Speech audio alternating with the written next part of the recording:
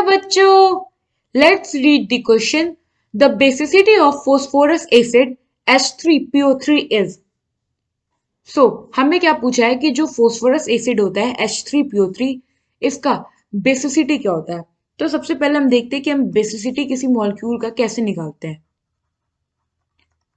अगर हमें किसी मॉलिक्यूल या आप कह लो कंपाउंड का बेसिसिटी बताना हो, तो हम क्या कहते हैं कि हम काउंट कर लेते हैं हाइड्रोजन एटम्स को जो कि डायरेक्टली अटैच्ड होता है ऑक्सीजन के साथ।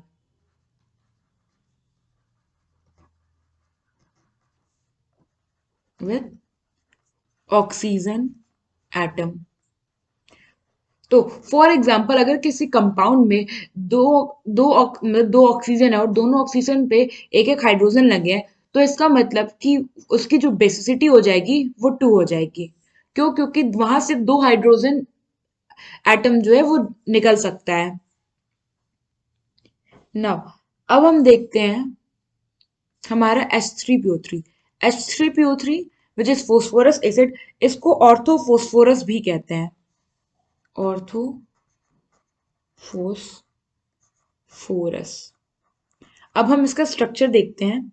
तो अगर हम इसका स्ट्रक्चर देखें तो ये कुछ ऐसा होता है। एक फोस्फोरस है, इस पर डबल बॉन्डेड एक ऑक्सीजन है, फिर एक डायरेक्टली अटैच हाइड्रोजन एटम है, फिर एक ऑक्सीजन के साथ अटैच हाइड्रोजन, फिर एक और ऑक्सीजन के साथ अटैच हाइड्रोजन। सो अगर आप यहाँ पे देखोगे तो यहाँ पे दो रिप्लेसेबल हाइड्रोजन एटम है।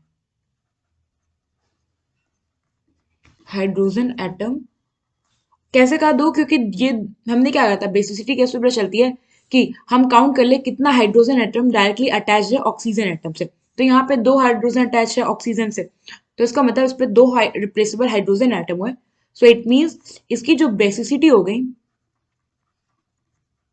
वो 2 हो जाएगी। सो यहाँ पे जो हमारा फिल इन द ब्लैंक था कि बेसिसिटी फोस्फोरस की कितनी होगी, तो ये हो जाएगी 2। आई होप आपको ये क्वेश्चन समझ में आया होगा। Thank you.